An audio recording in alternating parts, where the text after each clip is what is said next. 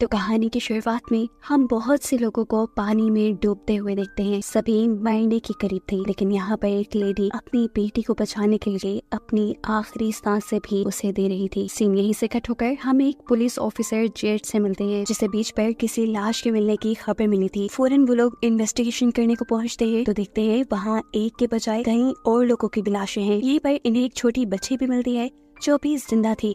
जूड उसे रेस्क्यू कर लेता है। कुछ देर बाद पानी में से कुछ और जिंदा लोगों को भी बाहर निकाल लिया जाता है। जितने भी लोग पानी में डूबे थे, किसी के पास भी लाइफ जैकेट नहीं थी और ये चीज सबको थोड़ी अजीब लगती है। ये सब कहाँ से आए थे, किसी को कुछ पता नहीं था।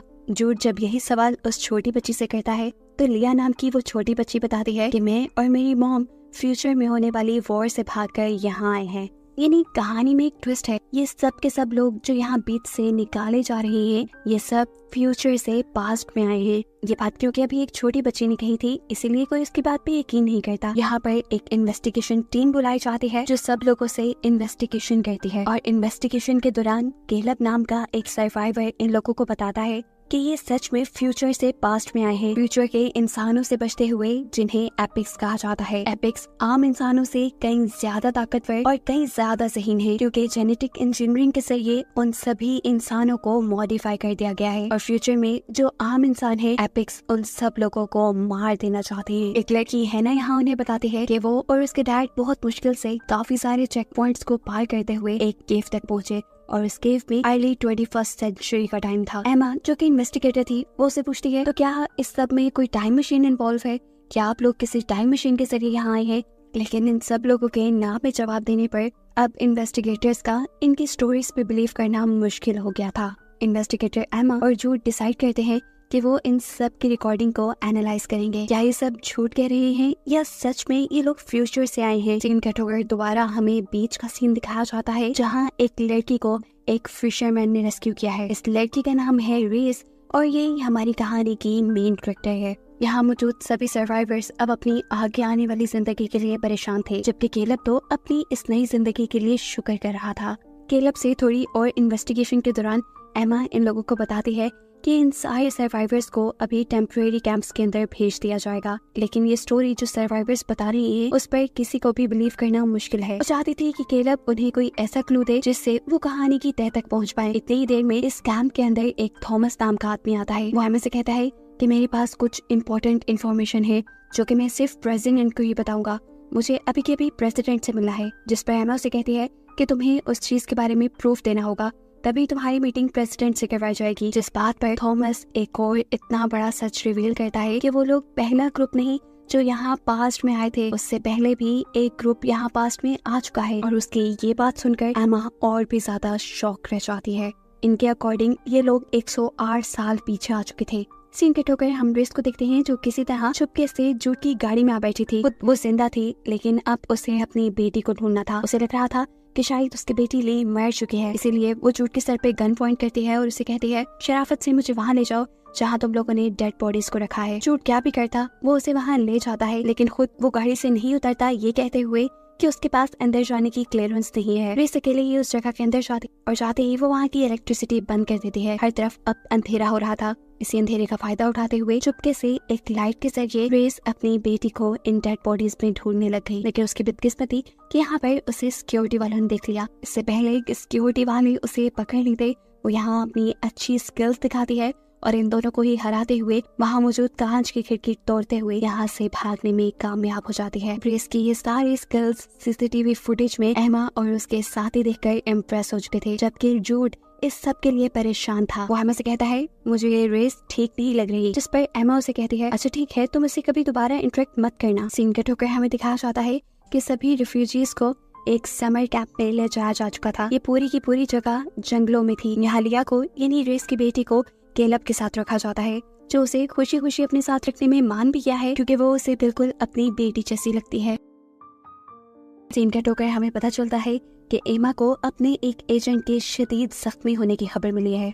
इससे एमा और उसका कलीग अंदाजा लगाते हैं कि हो ना हो उनके इस समर कैंप के अंदर भी कोई एपिक्स है जिसने उस एजेंट को इतने बुरे हाल तक पहुंचाया है। कहीं न कहीं अब उन्हें भी सर्वाइवल्स की कहानी पे यकीन आने लगा था। बहुत सोच विचार के बाद अब एमा थॉमस नाम के उस आदमी की अपने बॉस जो कि डिपार्टमेंट ऑफ होम सिक्योरिटी के हेड हैं उनसे मिलवाने का फैसला कर देती है, क्योंकि थॉमस ने इनको बताया था कि पहले भी एक और ग्रुप फ्यूचर से यहाँ पास्ट में आया हुआ है। जब थॉमस एमा के बॉस से मिलता है तो एक बहुत बड़ा सच ये रिवील होता है कि वो बॉस फ्यूचर से आने वाले इन ग्रुप्स के बारे में सब कुछ जानते थे। सिर्फ यही नहीं, वो तो खुद ही उन इंसानों में से थे जो फ्यूचर से पास्ट में आए थे।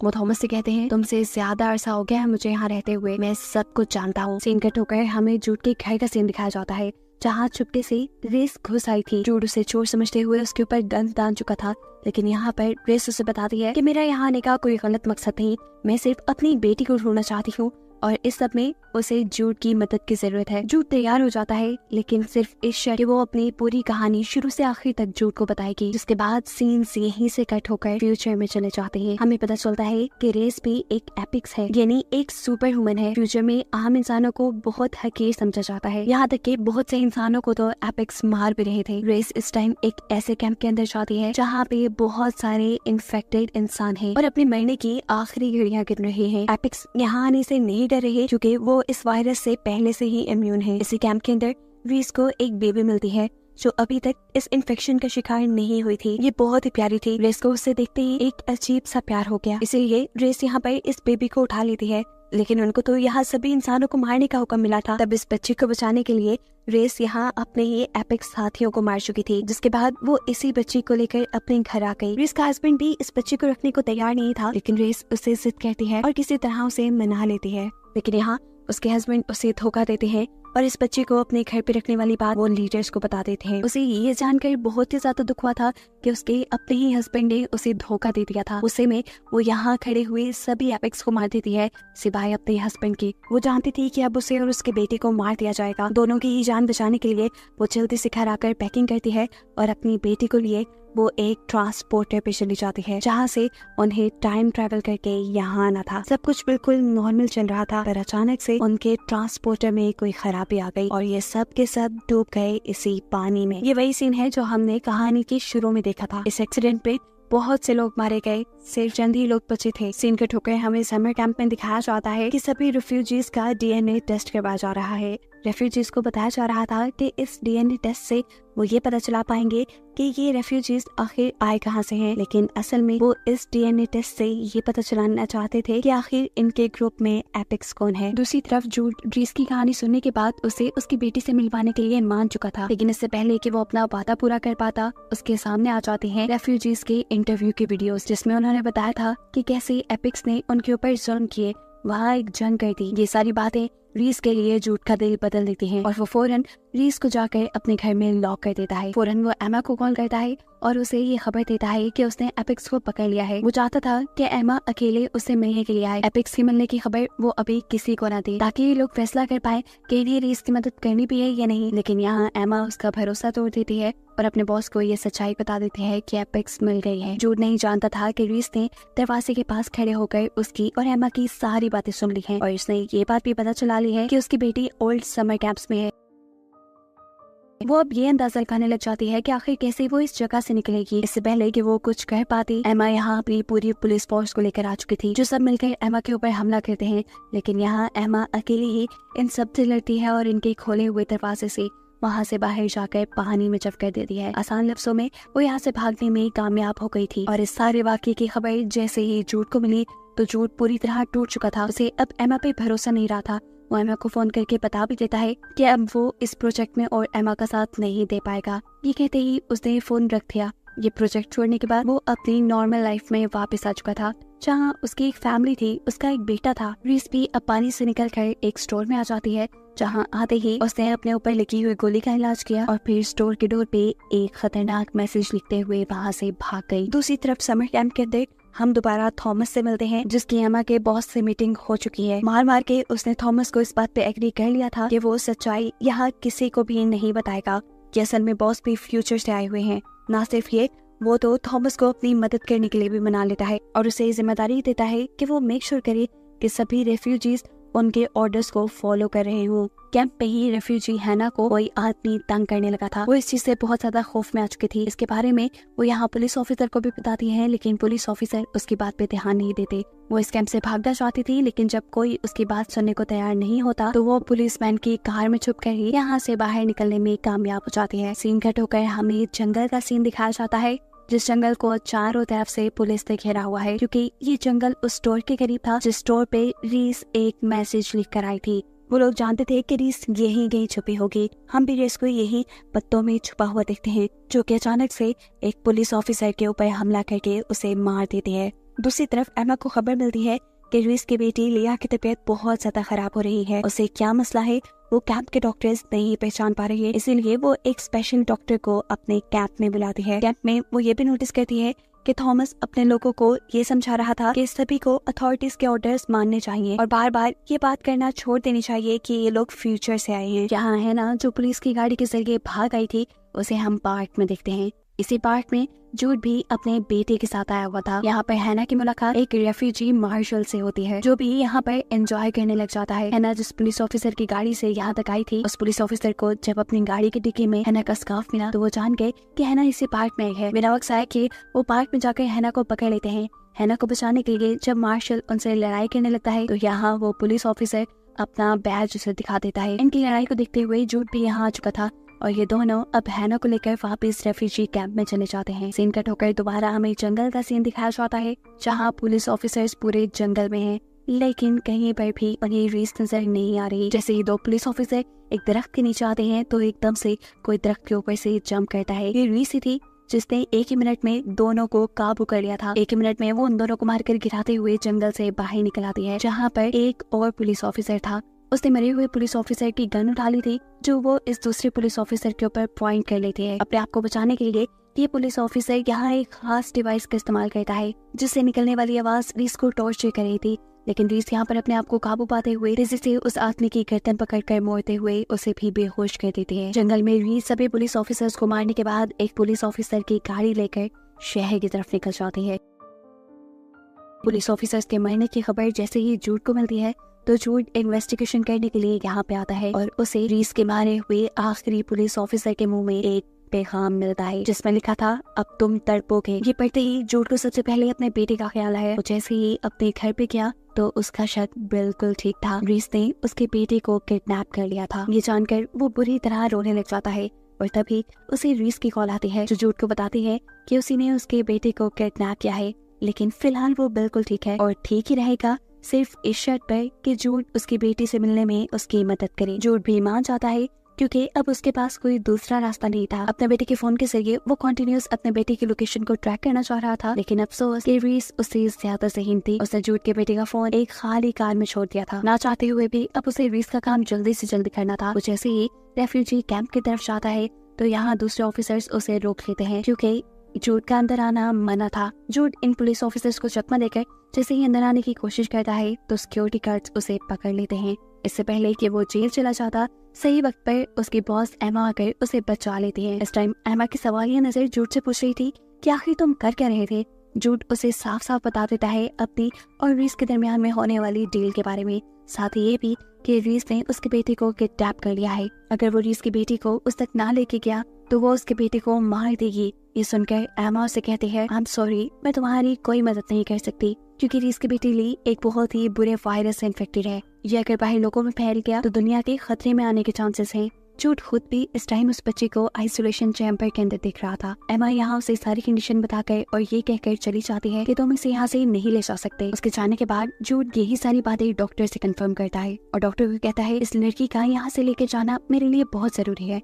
तब डॉक्टर जूड से कहते हैं अगले कई घंटे उसकी जिंदगी के लिए बहुत जरूरी है, अगर तुम उसे यहाँ से ले गए तो ये मर जाएगी। उसकी बात सुनकर जूड कहता है अच्छा ठीक है, तो फिर तुम मेरे साथ चलो, जाकर रीस को सारी सिचुएशन बताओ डॉक्टर जैसे ही इस बात से इनकार करते हैं तो जूड उन्हें ब्लैकमेल करने लग जाता है, ये कहते हुए कि वो इस बच्ची का आइसोलेशन चैम्बर तोड़ देंगे। ऐसे ना चाहते हुए भी डॉक्टर को उनके साथ जाना पड़ता है। जूड के यहाँ से निकलने की खबर जैसे ही एमा को हुई, उससे में एमा ने जूड को कॉल की। वो चाहती थी कि जूड डॉक्टर को लेकर फौरन से पहले कैंप वापस आ जाए, इससे पहले कि रीस उनके साथ कुछ बुरा कर दे। लेकिन जूड ये कहकर उसे इनकार कर देता है कि अगर वो रीस के पास ना गया तो उसके बेटे की जान खतरे में पड़ सकती है। एमा के साथ बात करते हुए जूड का फोन डॉक्टर पकड़ लेते हैं और एमा को बताते हैं कि अगर रीस यहाँ आ गई तो उसके खून से लीगल इलाज करना और भी ज्यादा आसान हो जाएगा, क्योंकि वो एक एपिक्स है और उसके खून में इस वायरस की एंटीबॉडीज हैं। उसकी बात सुनते हुए एमा उसे जूड के साथ जाने की इजाजत तो दे देती है, लेकिन सिर्फ इस शर्त पे कि वो हर आधे घंटे बाद उसे अपडेट देगी। दूसरी तरफ हम देखते हैं कि रीस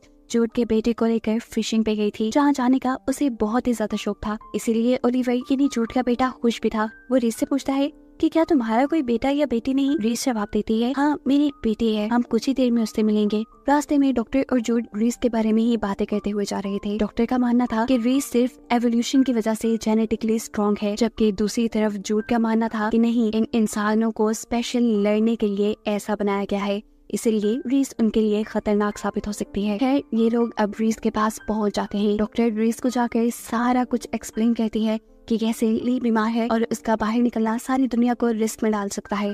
सारी बातें समझने के बावजूद भी रीस चाहती थी कि वो किसी तरह अपनी बेटी से मिले, लेकिन जूड उसे समझाता है कि ऐसा करना बहुत ही खतरनाक हो सकता है, तुम जेल भी जा सकते हो। जिस बात का जवाब डॉक्टर देती हैं और कहती हैं, ये सब तुम मुझ पे छोड़ दो, मैं किसी तरह रीस को कैंप के अंदर ले ही जाऊंगी। जूड तुम जाकर अपने बेटे को देखो। जूड भी फौरन उसकी बात मानकर अपने बेटे के पास जाता है।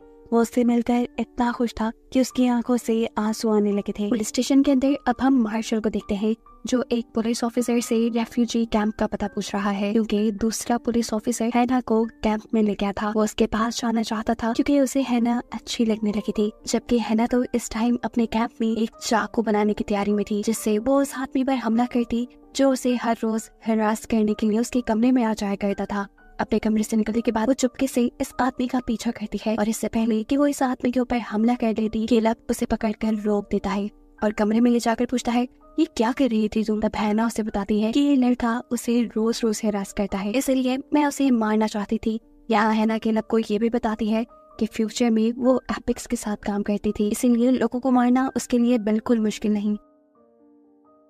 रेफ्यूजी कैंप के अंदर ही हम एक पॉल नाम के आदमी से मिलते हैं।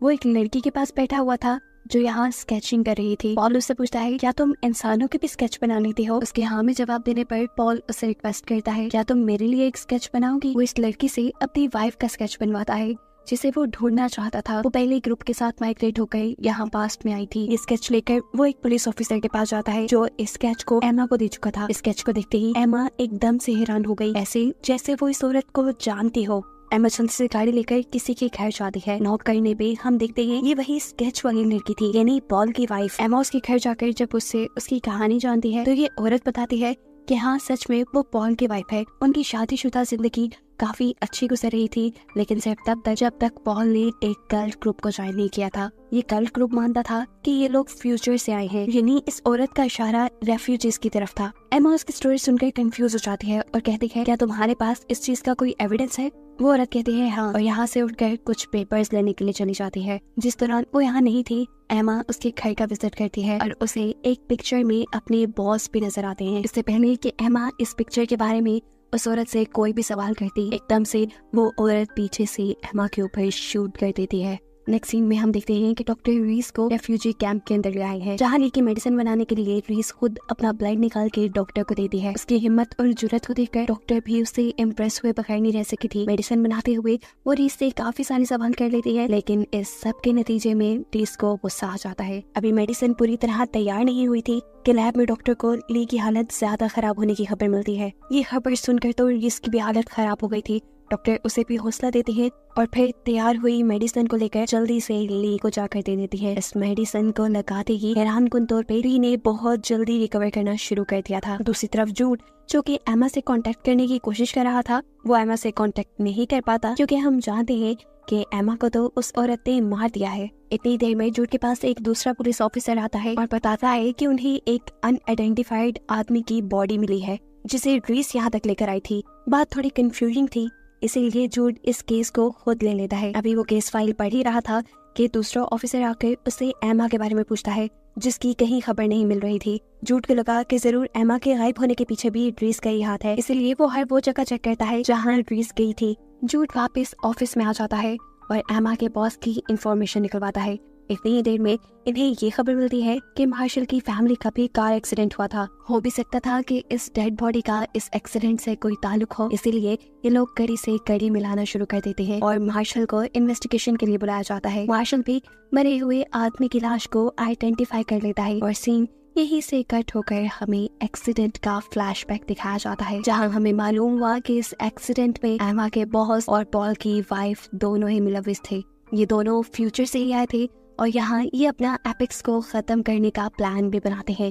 एमा के बॉस को भी प्रमोशन मिल चुकी थी, अब उनके लिए ये काम, उनका मिशन आसान हो जाता। पर तभी उन्हें मालूम होता है कि फ्यूचर से 47 और लोग यहाँ पास्ट में आ गए हैं। खैर सीन दोबारा प्रेजेंट में शिफ्ट होते हैं और रिफ्यूजी कैंप के अंदर हम डॉक्टर को देखते हैं। डॉक्टर से केलब की वाइफ यानी वो लड़की मिलने के लिए आई है जिसे यहाँ आने पर ली की मॉम बना दिया गया था। वो डॉक्टर से ली की हालत पूछती है तो डॉक्टर बताती है कि ली पहले से बहुत ज्यादा रिकवर कर चुकी है। ये सुनकर वो हैरान हो जाती है और डॉक्टर से पूछती है कि आपने रीस की हेल्प ली है ना? मैंने आपको बताया भी था वो एपिक्स है, बहुत खतरनाक है, आपने क्या कर दिया? यहाँ डॉक्टर उसकी बातों पे ज्यादा ध्यान नहीं देती और खुद रीस की ब्लड से बनाए हुए मेडिसिन के साथ अपने ब्लड का रिएक्शन देखते हैं।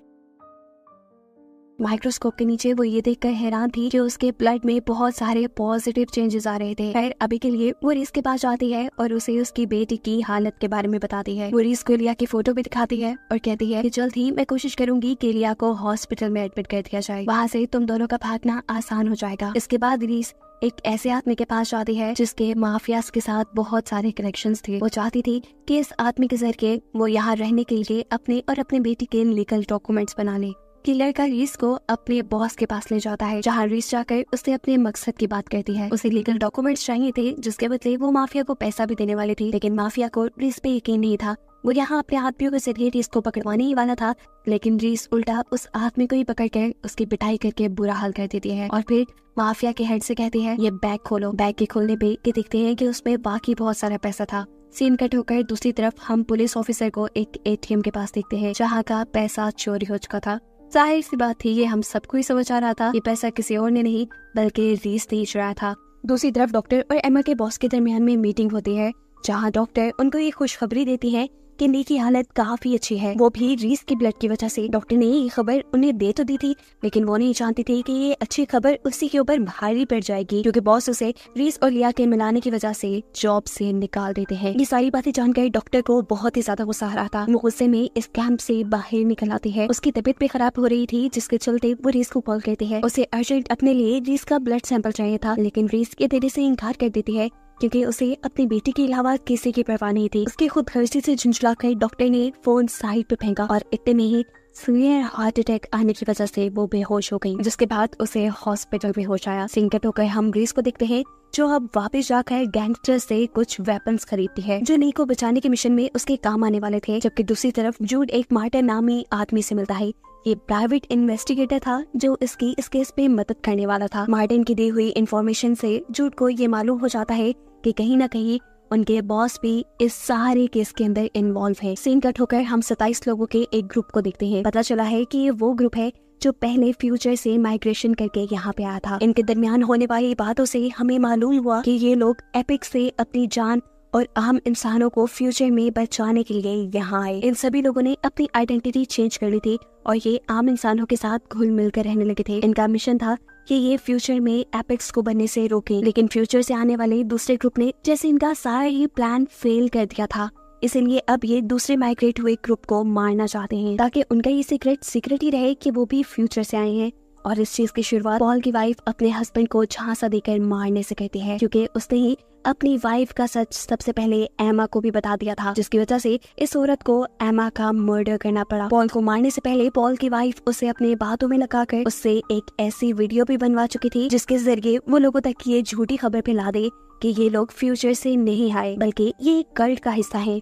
ये वीडियो देखने के बाद जूड बुरी तरह कंफ्यूज हो गया था कि आखिर कहानी है क्या। उसे शक था कि ये वीडियो भी कहीं उसके बॉस ने ही तो नहीं बनवाई। वो ये सारी कहानी अब अपने बॉस के मुंह से ही सुनना चाहता था और उसके लिए अच्छा ये हो गया कि उसे उसका बॉस ऑन ड्यूटी रोड पे ही मिल गया। एक ऑफिसर जब बॉस से उनके कार के डॉक्यूमेंट्स मांगता है तो उनके पास डॉक्यूमेंट्स नहीं थे। तब जूड दूसरी तरफ से उनकी कार के पास आता है और उन्हें कार में से शराब की स्मेल आती है, यानी वो शराब पीकर ड्राइविंग कर रहे थे और ये दो एक जुर्म था।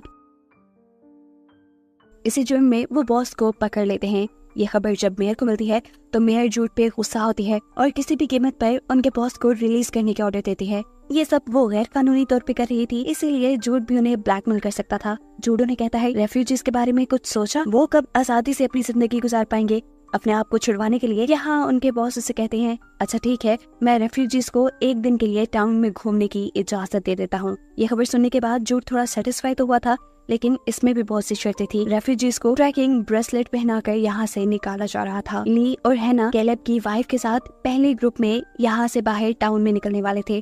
कैलेब अपनी वाइफ से कहता है, मुझे डर लग रहा है, तुम बाहर नहीं जाओ, लेकिन कैलेब की वाइफ उसकी एक न सुनते हुए बाहर चली जाती है। वहीं रेफ्यूजीज कैंप के पास हम ग्रेस को देखते हैं, जो चुपके से एक स्नाइपर लिए वहाँ बैठी हुई थी। उसका प्लान था कि वो यहाँ सभी पुलिस ऑफिसर्स को शूट करके अपनी बेटी को छुड़वा कर यहाँ से ले जाएगी, लेकिन जब वो ये देखती है कि उसकी बेटी तो रेफ्यूजी कैंप से बाहर टाउन में जा रही है तो उसे अब अपना प्लान बदलना पड़ा। इस टाउन में आकर ये लोग बहुत खुश थे। हैना दोबारा मार्शल से मिलती है और ये दोनों एक दूसरे के काफी करीब आ जाते हैं। दूसरी तरफ लिया को कोई एक लेटर देता है जिसके ऊपर एक अजीब सी लैंग्वेज लिखी हुई थी और साथ ही एक साइन बोर्ड बना हुआ था। लिया उस कार्ड को लेकर आगे बढ़ जाती है और थोड़ी दूर जाने पे उसे एक साइन बोर्ड नजर आता है जो बिल्कुल उसके कार्ड जैसा था। वो आगे बढ़ जाती है, एकदम से कोई उसे अंदर की तरफ खींच लेता है। ये कोई और नहीं बल्कि जूड था, जो उसके हाथ से ट्रैकिंग ब्रेसलेट उतार चुका था, जिसके बाद वह उसे रीस के हवाले कर देता है, क्योंकि कहीं न कहीं अब उसे रीस पे यकीन होने लगा था, या फिर पता नहीं वो रीस को फंसा रहा था।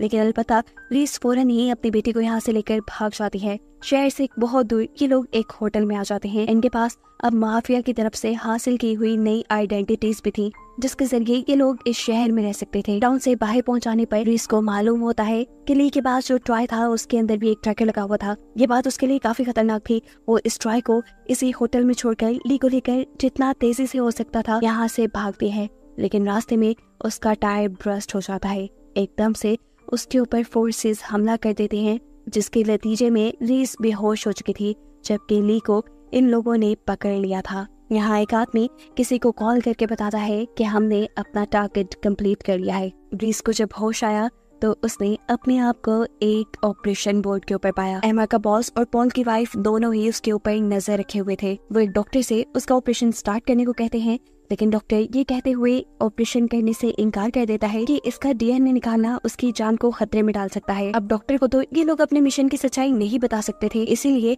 एमा का बॉस यहाँ पर दोबारा उसी डॉक्टर को बुलाता है जिसने ली का इलाज किया था, क्योंकि वो रीस के बारे में पहले से ही जानती थी, इसलिए उससे कुछ छुपा तो था नहीं, इसीलिए अब वो ये काम इस डॉक्टर को दे देता है। डॉक्टर जब रीस का इलाज करने के लिए उसके पास आती है तो वो रीस से कहती है, तुम घबराना मत, मैं तुम्हें दोबारा यहाँ बचाने जरूर आऊंगी। लेकिन इस टाइम रीस को उसके ऊपर एतबार नहीं था।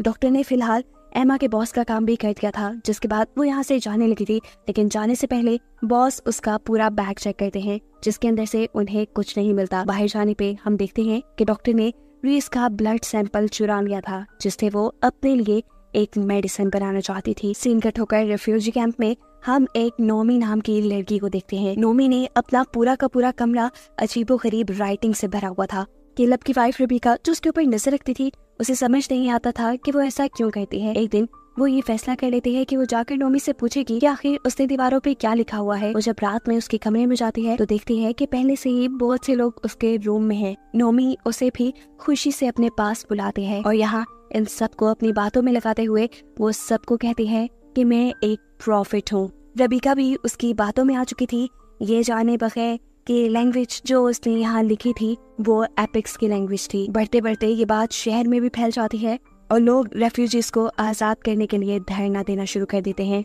जूड और ऑफिसर्स बहुत मुश्किल से पब्लिक को कंट्रोल करते हैं और ऐसा करने के लिए उन्हें कुछ लोगों को अरेस्ट भी करना पड़ता है। अरेस्ट हुए लोगों में उन्हें एक डयाना नाम की लड़की मिलती है, जिसके बारे में इन्हें मालूम हुआ कि वो भी एक इमिग्रेंट है, वो भी फ्यूचर से आई है। वो क्योंकि पिछले ग्रुप में आई थी इसलिए किसी को उसके बारे में पता नहीं था। वो एक एपिक्स की इंजीनियर थी। वो एक डिवाइस के जरिए ये बहुत आसानी से पता चला सकती थी कि फ्यूचर से आने वाला एक और ट्रक कहाँ पे है, लेकिन इस डिवाइस को बनाने के लिए उसे काफी टाइम लगता।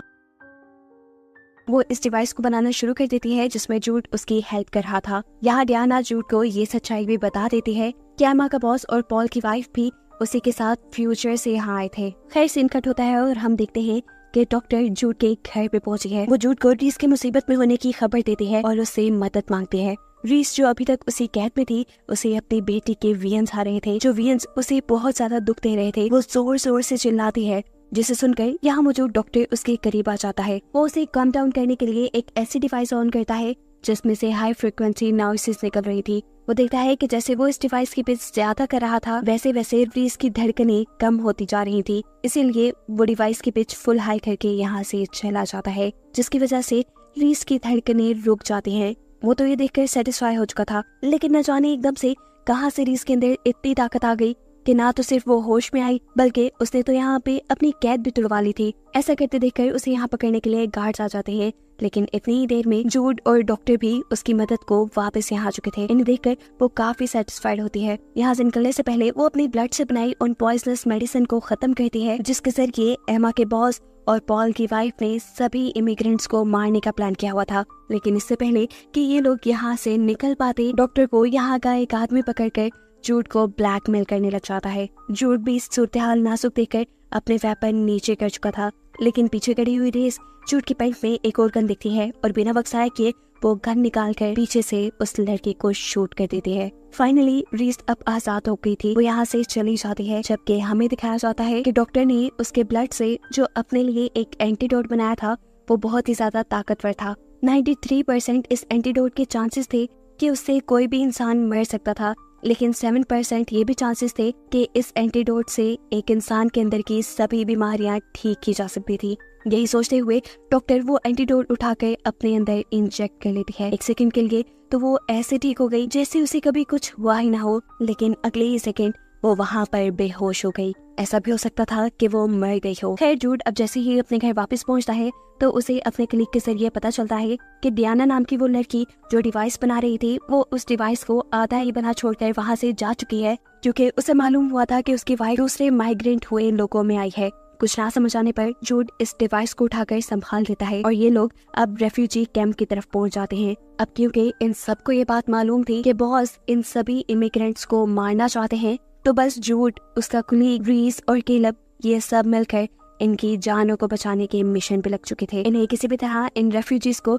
इन सिक्योरिटी कैंप से बाहर निकालना था, लेकिन ये काम इतना भी आसान नहीं था, क्योंकि रेफ्यूजी कैंप के चारों तरफ फेंस लगी हुई थी और इस फेंस में हाई वोल्टेज करंट दौड़ रहा था। जूड का एक कुलीग जो इस टाइम उस कैंप के अंदर था, वो कैंप के पावर हाउस में जाकर फेंस का करंट बंद कर देता है, जिसके बाद जूड और उसके लोग पीछे से फेंस को काट कर रेफ्यूजी कैंप के अंदर आ जाते हैं। रेफ्यूजी कैंप के अंदर आने पे ये लोग जितना जल्दी हो सकते थे यहाँ पे आए सभी इमिग्रेंट्स को इस कैंप से बाहर निकालना शुरू कर देते हैं। सबसे आखिर में निकलने की बारी हैना की थी। उसने इस टाइम फेंस पकड़ी हुई थी और अचानक फेंस के अंदर करंट दोबारा आने से वो यहाँ बेहोश हो जाती है। सभी की सभी रेफ्यूजीज जो यहाँ से सही सलामत निकलने में कामयाब हो गए थे, वो हैना को तेजी से उठाकर यहाँ से दूर ले जाते हैं। जबकि सीन कट होकर हमें दिखाया जाता है कि जूड इस टाइम अपने बॉस से मिल रहा है इसी रेफ्यूजी कैंप के एक हिस्से में। वो चाहता तो यहाँ धोखा देने वाले जूड और उसके दूसरे साथियों को मार सकता था, लेकिन फिर उसे एहसास होता है कि उसमें और एपिक्स में तो कोई फर्क ही नहीं रहा था।